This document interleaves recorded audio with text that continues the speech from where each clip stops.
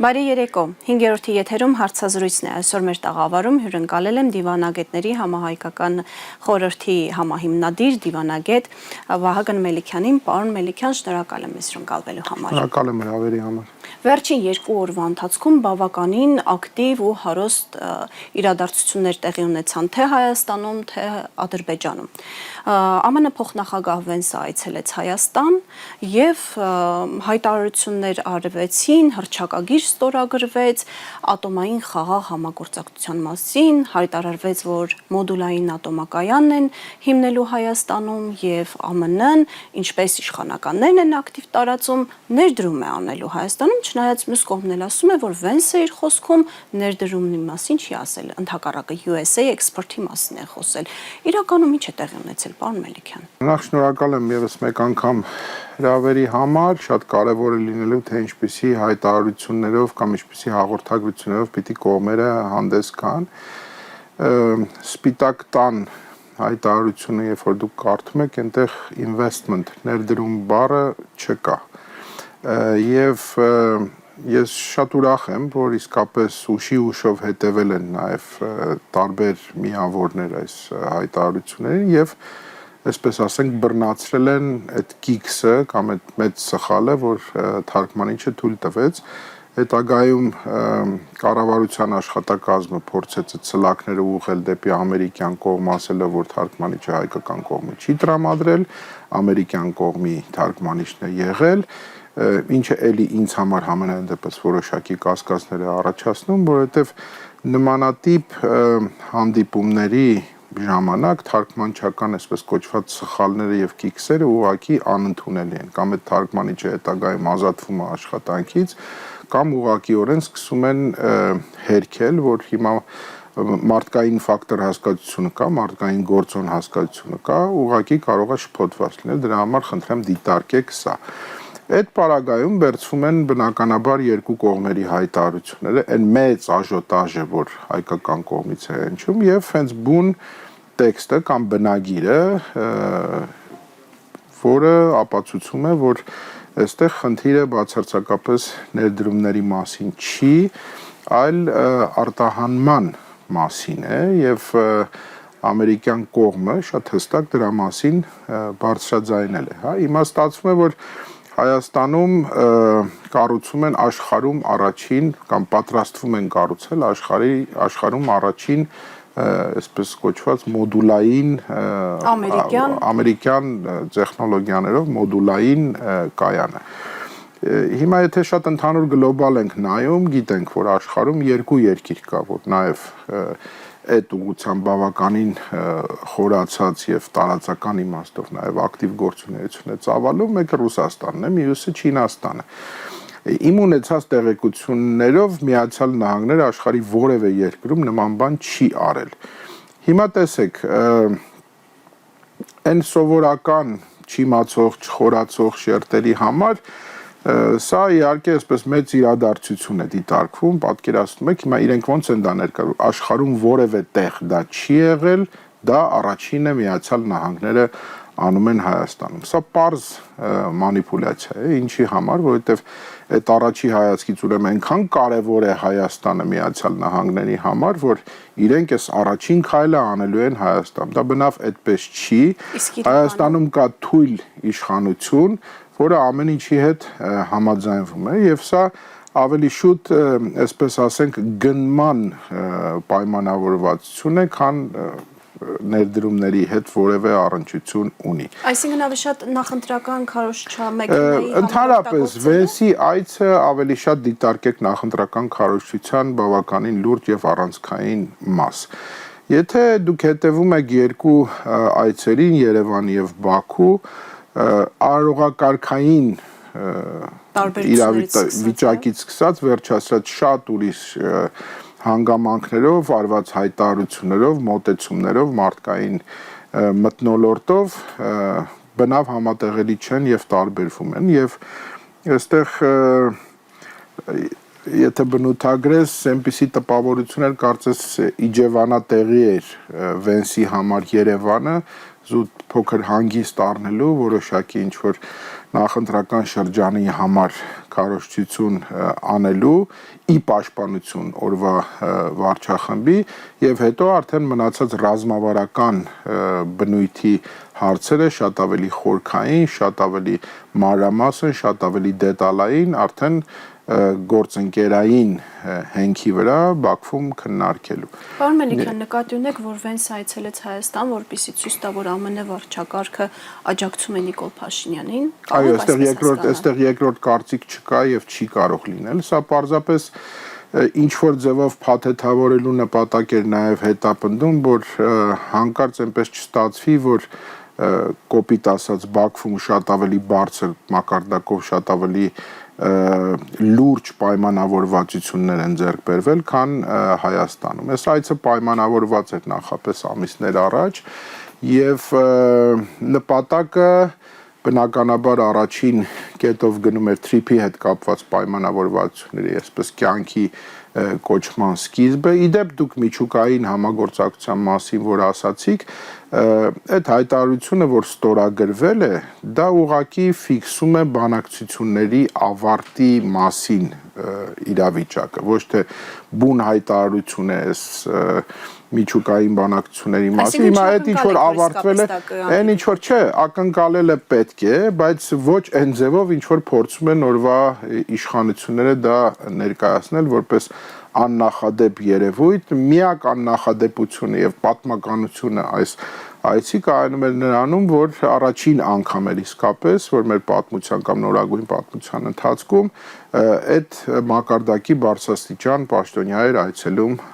Հայաստան։ Եվ այն փաստացի օգտագործվելու է ԿՊ նախընտրական քաղաքացիական։ Միանշանակ այստեղ երկրորդ կարծիք չկա եւ դրանով է պայմանավորված։ Ես իմ հարցազրույցներից մեկում արդեն իսկ դրա մասին ասել եմ։ Ես խորը համոզմունք ունեմ, ոչ թե կասկածներում եմ, այլ խորը համոզմունք ունեմ, որ մայրաթոր չայցելելը ուղղակիորեն այս իշխանությունների կողմից տարված աշխատանքի արդյունքն է, սա միանշանակ է, այստեղ երկրորդ կարծիք չի կարող լինել։ Ցեղասպանությունն էլ այնքան կիսատ պռատ էր այդ ամեն ինչ եւ արարողակարգային լուրջ խախտումներով, եթե նկատեցիք ոչ թե ուղեկցում է եղել Վենսին ծիծեռնակաբերդ, ինչպես միշտ կամ նախկինում եղած արարողակարգային նման միջոցառում, այլ ուղղակի ողջունել են, այսպես չեմ ուղու հենց սկզբում, բայց որևէ մեկը հայկական կողմից չի ուղեկցել ծաղկեպսակի դրման եւ ծաղիկների խոնարհման արարողացումը կոպտագույն սխալ է, ոչ թե կոպտագույն սխալ է, այլ սա պրոտոկոլի խախտումից զատ ինքը նաեւ հատուկ է արված, սա այդտեղ երկրորդ կարծիք չի կարող լինել, ինչ որ ձևով նաեւ թուրքերին չնեղացնելու, որովհետև այդ process-ներ են սկսված որոշակի եւ հանկարծ կասկած չառաջանա թուրքերի մոտ, հանկարծ թուրքերը չնեղվեն, հանկարծ չջղայնանան, որ էլի դուք ձեր բանն եք առաջ տանում, դրա համար Վենսը դիտարկված է այս պարագայում որպես ցեղասպանություն ճանաչած երկրի փոխնախագահ եւ դա պարտադիր պայման պիտի լինի իր համար անպայման այցելելը եւ երկրորդը եկեք չմոռանանք, որ Միացյալ Նահանգներում անկախ հայկական իշխանությունների կամ այսօրվա վարչախմբի վերաբերմունքից հայկական Սփյուռքին այդ իրենց բոլոր գործողությունները Սփյուռքը պառակտելու, հեռացնելու եւ Հայաստանի հետ որևէ կապվածություն չունենալու մասով, եթե այդ նույն Սփյուռքի ներկայացուցիչները չեն ընդունել իրենց քաղաքականությունը, այդ պարագայում իրենք ողջագուրվում են։ Այլ պարագայում թշնամի են, հենց նույն իրենց ասած մեր հայրենակիցները, որ ապրում են Հայաստանի սահմաններից դուրս, այսինքն այս պարագայում բնականաբար դա նաև գործոն պիտի հանդիսանա, որովհետև դա պիտի նստի մեր հայրենակիցների հիշողության ֆայլերում, որ Վենսը այցելեց ցեղասպանություն, որովհետև Վենսը ունի նաև ապագայի հետ կապված որոշակի ամբիցիաներ եւ նկրտումներ։ Բայց պարոն Մելիքյան, Վենսը հրապարակում է անում իր սոցիալական հարթակում ցեղասպանության հուշահամալիր այցելելու մասին, գրում է ցեղասպանության անմեղ զոհերի հիշատակին ծաղիկներ խոնարհեցինք, որը ժամանակ անց հեռացնում է այդ հրապարակումը։ Ով է ստիպել Վենսին հեռացնել հրապարակումը։ Այստեղ շատ արագ եւ շատ օպերատիվ աշխատել է թուրքական լոբին, էին, ես չեմ բացառում նաև իսրայելականը նույնպես, եւ բնական էր, որ իրենք այսպես ձեռքները ծալած չէին նստելու եւ դա փորձելու էին համեմել շատ ավելի նեյտրալ, շատ ավելի այսպես ասենք անշար ինչ որ մի հայտարարությամբ։ Սա նույնպես կարևոր հանգամանք է, որը ցույց է տալիս, որ ինչքան մանրակրկիտ եւ ինչքան դետալներով են հետևում մեր ողերին բարեկամները այս ամեն ինչին։ Միանշանակ այստեղ տեսնում եմ այդ հետքը եւ այդ գործողության արդյունքում այդ գրառման հեռացումը։ Պարոն Մելիքյան, կուզենայի կարճ անդրադառնայինք նաև Ադրբեջանում Վենսի հայտարարություններին, նաև Ադրբեջանի հետ ռազմավարական խարտիայի ստորագրմանը, որի մասին նշեցիք, որ խստիվ տարբերվում է հայկական կողմում թե հնչած հայտարարություններից, թե ձեռքբերված համաձայնություններից, ինձ համար ինչն էր շատ ակնհայտ, թե որքան ջերմությամբ էր Վենսը շնորհակալություն հայտնում Իլհամ Ալիևին եւ այսպիսի մի արտահայտություն արեց, որ Իլհամ Ալիևի տարբերությամբ Դոնալդ Թրամփի միակ լիդերն է աշխարհում, ով հավասարապես շատ ջերմ հարաբերություններ ունի Իսրայելի եւ Թուրքիայի հետ, այսինքն իրենց համար դա առանցքային հանգամանք է։ Միանշանակ երկրորդ կարծիք չկա, որովհետեւ մենք որքան էլ Վենսի կերպարը դիտարկենք որպես բավականին այսպես ասենք խարիզմատիկ քրիստոնեական արժեքների կամ արժե համակարգի adekvat եւ այդ համակարգի պաշտպան ընտանիքին նվիրալ եւ իզուր չի որ Վենսը իր ընտանիք մշտապես ուղեկցում է իրեն այդ ընտանեկան ավանդույթներին եւ այլն այնուամենայնիվ Վենսը եկեք չմոռանանք ինչ ադմինիստրացիա է ներկայացնում, ինչ համակարգ է ներկայացնում եւ ինքը համակարգի մաս է շատ པարզ եւ այստեղ բոլորս էլ գիտենք, երբ որ դու այդ կքած խոնարհված այդ ժպիտներով, այդ ծափուցի ծաղով, որ քո կեցվածքը ցույց են տալիս, հա, իսկ նկարները դրա վառ ապացույցն են, տեսանյութերը դրա վառ ապացույցն են, թե ինչպիսի խանդաղատանքով եւ ինչպիսի խանդավառությամբ էր վարչախմբի ղեկավարը այդ ձեռք սեղմումները կլինեն, այդ կեղծավոր ժպիտները կլինեն իբր անկեղծության հետ համեմված եւ այստեղ է էլի քո թուլությունը, երբ որ դու թույլ ես, քեզ հետ վերաբերվում են այս թույլի կարգավիճակը, երբ որ դու քեզ կարողանում ես ուժեղ պահես եւ բանական իմաստով քեզ շատ ճիշտ դիրքավորես, այդ պարագայում քեզ հետ խոսում են հավասարը հավասարի նման, հասկանում եք, այդպես է եւ քանի որ այսօր մենք բոլորս ականատես ենք այդ ուժն է ծնում իրավունքի կարգախոսին, հա, այդ միջազգային նորմեր, միջազգային հարաբերությունների արդեն կարգավորված եւ թղթի տրված կանոններ, դրանք բոլորը արդեն հատվել են, հա, եւ իրենք էլ արդեն հայտարարում են դրա մասին։ Սա էլի կարծեմ ձեր տաղավարում մենք խոսել ենք, որ սա նոր աշխարհակարգի այսպես սաղմերն են, որ կամած սկսում են որոշակի ծիլեր տալ։ Հիմա ակնհայտ էր, որ ծանրության կենտրոնը այս երկու այցերի պիտի լիներ Բաքվում, ոչ թե Երևանում։ Իդեպ սա ես շատ մեծ ցավով եմ նշում, հասկանում եք, որովհետև եթե դու ունենայիր adekvat իշխանություն Հայաստանում, ապա այդ իշխանությունը այդ բանակցությունները կամ այս այցը հրաշալի կարող էր օգտագործել Հայաստանի շահերի համար։ Որքան էլ որ ասեն, սա տնտեսական բնույթի բավականին լուրջ դիվիդենտներ է բերելու Հայաստանին եւ այլն, այդպես չէ։ Արդեն դու գնացել ես այդ հսկայական զիջմանը, քո տարածքի 74%-ը տալով օտար պետության եւ այստեղ կապ չունի այդ պետության անվանումը։ Դու արդեն գնացել ես այդ զիջման, այն հաշվարկով, որ 40-50 տարի հետո այդ տոկոսային հարաբերությունը պիտի փոխվի։ Այսօր աշխարհում 24 ժամում է փոխվում ամեն ինչը, հա, այդ ինչ իրավիճակ է, որ դուք այդ 40-50 տարի առաջվա ինչ որ բաներ եք պլանավորում եւ չեք էլ կարող, որովհետեւ դուք մեկ օրվա մեջ կարող եք փոփոխություններ մտցրել ձեր մոտեցումների մեջ։ Դե դրա վառ ապացույցը նաեւ նա էր, որ վարչախմբի ղեկավարը հենց Վենսի այցից անմիջապես հետո հեվի վազեց ուղակի հարցազրույց տար Ռուսաստանին իր հերթական ռևերանսները փորձելու անել։ Ես մեծ հույս ունեմ, որ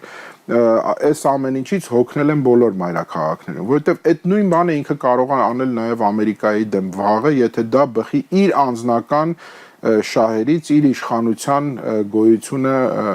պահպանելուց, հասկանում եք, այստեղ է։ Հիշենք Բայդենի վարչակարգի Այստեղ է ամբողջ խնդիրը, հասկանում եք, ինքը քննադատել է նաև Բայդենի վարչակազմը, որ այդ նույն խոնարհումներով, նույն ձեռք համբուրելով, նույն կքած վիճակով, նույն ժպիտներով անում էին Բայդենի վարչակազմի ներկայացուցիչների հետ, այդ ամեն ինչը կա, դրանք բոլորը արդեն պատմական փաստեր են։ Հիմա իրավիճակային առումով հերթական անգամ շահող են դուրս գալիս այս ամեն ինչից առաջին հերթին բնականաբար Ադրբեջանը եւ զուգահեռ նաեւ Թուրքիան։ Այս երկու այն երկրներն են, ովքեր տարածաշրջանում արդեն թելադրողի դերակատարում են փորձում վերցնել, չնչին բացառությամբ, այնտեղ կա դեռ Իրանի Իսլամական Հանրապետության գործոնը եւ պարսիկները շատ հստակ երևում է, որ այդ թուրքական այդ ավանտյուրային կամ այդ էքսպանսիային կարծես թե մնացել են միակ դիմագրավողները։ Այնպես որ այս իմաստով ես այս այցը, որ հրաշալի առիթ կարող է լինել ճիշտ դիվանագիտության եւ ճիշտ բանակցությունների արդյունքում ստանալ լուրջ դիվիդենտներ, մենք հերթական անգամ կորցրեցինք, իսկ Ամերիկայի փոխնախագահը այն ֆիգուրը չի, որ ամիսը մեկ այցելի ձեր երկիր կամ տարին մեկ այցելի ձեր երկիր։ Սա է ամբողջ խնդիրը եւ սա է ամբողջ խնդրեմը, հասկանում եք։ Հետո վերցեք նույն այդ արարողակարգային միջոցառումները, ես ամեն անգամ դրա մասին ասում եմ շատերի համար, դե դա ուղղակի այսպես նկար է եւ պետք չի դրա վրա այդքան ակցենտ անել, առաջին հերթին պետքա դրա վրա ակցենտ անել։ Դուք տեսեք Վենսին գալիս եմ նաև դրան, դուք տեսեք Վենսին ինչպես են դիմավորում Ադրբեջանում, պատվոպահակախմբով, պատվոզորքով, հիմներով եւ ինչպես են Վենսին դիմավորում Հայաստանում։ Մեկը հանկարծ չփորձի ասի անձրևային եղանակ էր եւ դա ուղղակի անհնար է կազմակերպել բացօթյա։ Շատ է եղել այցեր Հայաստանի Հանրապետությունում, երբ որ եղել է անձրևային եղանակ եւ որևէ ձևով դա չի հետաձգվել։ Մեծ երկրները կարող են իրենց թույլ տալ, ասենք Չինաստանի նման երկիրը կամ Ռուսաստանի նման երկիրը անձրևի ցրտի, չգիտեմ, ձյան պարագայում այդ ամեն ինչը միանգամից տեղափոխվում է մեծ փակ սրահներ։ Հայաստանը բնականաբար չունի այդ հնարավորությունը, բայց նորից գալով դրան այդ անձրևային եղանակը հանկարծ չփորձեն բերել որպես պատճառ։ Այստեղ շատ հստակ է եղել, որ իմ կարծիքով ամերիկյան կողմից հենց այդպես էլ պայմանավորվածություն եւ կամ պնդում է եղել, որ շատ արագ լինի, որևէ այսպես արարողակարգային միջոցառում չլինի, դիմավորման պաշտոնական արարողության մասին խոսքը գնում, բայց այնտեղ էլ վստահ եմ ադրբեջանցիները, ցավով եմ սա ասում, հանկարծ սխալ չհասկացվեմ մեր ունկնդիրների կողմից, որ ես ինչ-որ ձևով պաշտպանում եմ դրանց արարողակարգը, բնավ ոչ, այդպիսի բան չի կարող լինել, ես շատ լավ գիտեմ իրանք ոնց են աշխատում, իսկ այնտեղ շատ հստակ դրել են խնդիրը, որ չէ, անպայման պիտի լինի սա, եւ ստացել են իրականության մեջ։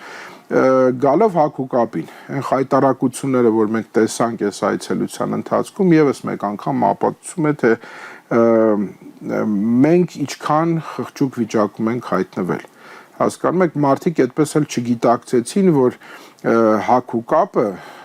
արարողակարգային միջոցառումների կամ պաշտոնական միջոցառումների հետ կապված դա անձնականի հետ որևէ առնչություն չունի։ Երբ որ դու ունես այլևս ստատուս, կարգավիճակ, դու արդեն չես կարող քո անձնականին անընդհատ հագուրտալ եւ թքած ունենալ այդ միջազգային ընդունված նորմերի վրա, բայց քանի որ սրանք քանիցս ապացուցել են, որ իրենց արևին իրենք կարծրատիպեր են կոտրում եւ ով ասեց, որ այդ միջազգային ընդունված նորմը ես պիտի կիրառեմ, մի կիրառեք, խայտարակ եղեք, բայց դուք մտածեք, որ առաջին հերթին դուք եք խայտարակ լինում, բայց ամենակարևորը խայտարակվում է մի ամբողջ ժողովուրդ, որովհետեւ դուք հանդես եք գալիս այդ ժողովրդի անունից, այստեղ է ամբողջ խնդիրը, հասկանում եք։ Նաև անհարգալից դրսևորումը Նաև անհարգալից դրսևորումը եւ ախր այնքան խախտումներ կան, երբ որ դու մասնագետի աչքերով ես այդ ամեն ինչին նայում, այնքան օրինակներ կարելի է բերել։ Ես չեմ ուզում դրա մասին անընդհատ խոսել, որ չստացվի, որ անընդհատ մենք ռեկլամ ենք անում, բայց մի հարվածով պիտի ասես, որ Հայաստանը այսօր չունի արարողակարգ, իսպար ուղակի գոյություն չունի այդ արարողակարգը, որտեղ արարողակարգը ինքը այնպեսի ծառայություն է, որ ոչ միայն վարկյանի ճշգրտությունն է հաշվում եւ ժամացույցի սլաքով է աշխատում, այլ ինքը խորհրդատու, թելադրող կողմը նաեւ է։ Հələ թող մեկը ռիսկ անի սրան կամ նրան, այս վարչախմբի ներկայացուցիչներից ասի դու քեզ այսպես չպահես, դու այսպես չնստես, դու այսպես չհագնվես եւ այլ, թող փորձեն մի հատ ռիսկ անել։ Սա է խնդիրը, հասկանում եք, եւ այդ ռիսկի պարագայում էլ այնտեղ սպառնալիք կա, որ ինքը ուղղակիորեն իր ամեն ինչը կկորցնի, իր պաշտոնից սկսած, իր աստիճանից սկսած, իր դասակարգումից, այսինքն այս ամբողջ խնդիրը եւ ստեղ մենք իսկապես շատ լուրջ խնդրեմ ունենք։ Սա այսօրվա իրական Հայաստանի իրանց կողմից այդքան տարփողած իրական Հայաստանի այսպես լայն պատկերն է, որ մենք ցավալիորեն ականատես եղանք այս վերջի 2-3 օրվա ընթացքում։ Պարոն Մելիքյան, քանի որ մեր ժամանակը սպառվում է, ուզում եմ մեր զրույցի վերջում անդրադառնանք Նիկոլ Փաշինյանի երեկոյան հեռարձակված հարցազրույցին։ Գլխավոր մեսիջը կամ մեսիջները որոնք էին, որոնք դուք կառանձնացնեք եւ ինչու։ Հենց երեկոյան, երբ Վենսը Ադրբեջանում էր այցելությամբ, արդյոք հիմա ես նորից պիտի սկսեմ այսպես գովազդել, բայց դա գովազդի խնդիր չի։ Մեսիջը հետեւյալն էր, շատ ավելի խիստ մոտեցում է լինելու առաջիկայում, այս նախընտրական շրջանում, ամենածայրահեղ քայլերի այս վարչախումբը գնալու է աթոռը պահելու համար։ Հարցազրույցի այդ մասին Եկեղեցու նկատմամբ այս այլանդակ արշավը, որ սկսված է, շարունակական է լինելու եւ շատ ավելի այլանդակ բանի պիտի վերածվի, շոուներ են լինելու անընդհատ եւ անդադար, կեղծիքների եւ ստի այսպես մեծ արշավը բնականաբար պիտի շարունակվի, ինչպես դա արվել է 18 թվականին, ինչպես դա արվել է 21 թվականին,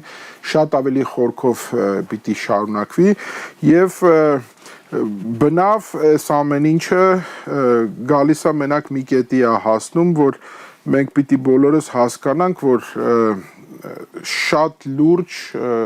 խնդրի առջև են կանգնելու հունիսի 7-ին։ Այս ամբողջ նպատակը, որ ամեն գնով ջարդել, փշրել, որևէ միասնականություն թույլ չտալ, նոր այսպես ստեղծված ուժերի դաշինքները նույնպես պառակտել, որևէ ձևով հանկարծ այնպես չլինի, որ ինչ-որ մի օջախ կսկսվի այսպես դիմադրողական կամ պայքարի, դա նույնպես ջարդուփշուր անել։ Դա անելու են, այստեղ երկրորդ կարծիք չկա, բայց սա որևէ ձևով հոռետեսության, պեսիմիզմի, վատատեսության, հա, շատերը չեն ըմբռնում այդ հոռետես բառի իմաստը, վատատեսության հանկարծ նշույլ անգամ պիտի հասարակության լայն շրջանակների կողմից չառաջացնի։ Իրենք ուղղակի պիտի շատ լավ իմանան, որ այս սուտը ու կեղծիկը անընդհատ եփվելու է, անընդհատ կերակրվելու է եւ այն Վասյուկիները, որ խոստանում են ու այն մասը, որ չգիտի Վասյուկին որնա կամ նոր Վասյուկի կառուցել է, այդ Հայաստանը, այսպես ոնց որ ինքը ասես, չէ,